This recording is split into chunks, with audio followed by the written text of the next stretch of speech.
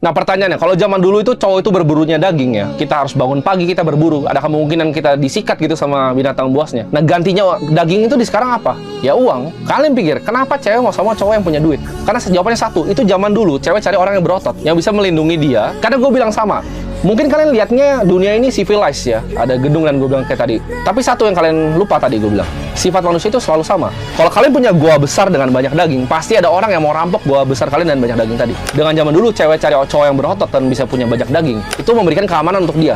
Sama dengan cowok yang punya banyak uang. Tapi sama gue bilang, kalau kalian punya goa sekarang yang besar, kalian punya bisnis yang besar, itu makin banyak binatang buas yang datang, makin banyak orang-orang lain yang mau rebut yang kalian punya. Dan hidup itu kompetitif, dan kalian harus tahu hidup itu zero sum. Untuk kalian bisa dapat sesuatu, harus ada orang lain yang rugi. Nah ini yang banyak orang nggak paham tentang dunia ini. Nggak bisa semuanya untung. Kalau gue untung di sini, pasti ada yang rugi di sana. Gue buka restorannya di sebelah, restoran gue laku. Restoran yang di sebelahnya udah buka 5 tahun lalu, ya pastinya dia nggak laku lagi. Pasti keambil 50% dari marketnya. Hidup itu zero sum. Ada yang dapat pekerjaan hari ini, ya. Ada yang syutingin video itu di belakang sana.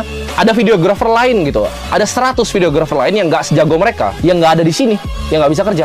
Memang nggak ada. Lu antara lu mau upgrade skill lu mau upgrade terus level lu, atau lu nggak akan pernah nyampe. Sekarang kalian udah tahu bahwa hidup itu tentang tanggung jawab, dan tanggung jawab itu butuh uang. Lu butuh uang untuk biayain adek lu butuh uang untuk umrohin orang tua lu. Nah gimana caranya lu bisa ngerti tentang uang? Karena untuk dapetin uang, lu harus ngerti dulu tentang uang. Gue selalu ceritain konsep bahwa uang itu ada dua ya, diciptakan sama kalian ambil dari orang. Ya kesannya kasar kan, tapi gue bilang sama. Ini hutan rimba, antara lu ngambil uang orang atau uang lu diambil. Yang bisa bikin uang itu cuma bank sentral sama para bank. Kita nggak bisa bikin uang. Gue dan lu sama, kita cuma bisa ngambil uang dari orang.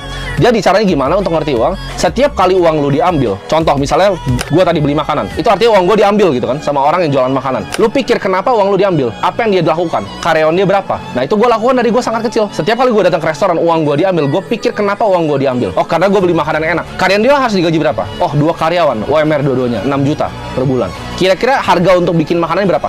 Lu harus mikir uang seperti itu. Setiap kali uang itu berpindah dari tangan lu, artinya uang lu tuh dicolong sama orang lain. Kata-katanya bener-bener dicolong. Jadi lu aware setiap kali uang lu tuh dicolong sama orang. Karena hidup ini zero sum. Satu untung, satu selalu rugi. Dan untuk mendapatkan ini, menurut gue itu butuh pengorbanan yang luar biasa. Karena tanggung jawab itu nggak datang tiba-tiba ya. Lu harus percaya di dalam hati lu bahwa lu bisa melakukan apa yang lu udah ngomong, lu akan lakukan. Kalau nggak pasti susah. Setiap lu mau menyerah dalam melakukan sesuatu ya, selalu ingat alasannya. Kenapa lu memulai hal tersebut? Lu kerja ya, lu udah mau nyerah, lu capek. Aduh males lah, ini susah seperti ini. Ingat alasan lu kenapa lu berangkat kerja pagi ini. Oh gue punya tanggung jawab, gue harus biayain orang tua gue harus biayain anak gue. Setiap kalian mau nyerah, setiap kalian capek, itu yang kalian ingat. Kalau lu mau ngomong ke gue, lu bikin bisnis susah, bikin capek, sama semuanya juga capek. Dulu gue jualan sedotan tuh, pintu ke pintu, jadi sales sedotan. Pernah nggak lu jadi sales sedotan? Lu di SMP masih asik main layangan, gue jadi sales sedotan. Dan lu bingung kenapa hidup lu di sana dan gue di sini. Itu nggak adil gitu. Lu harus bisa bayangin ya, rasa sakit setiap kali ada orang yang ngeremehin lu.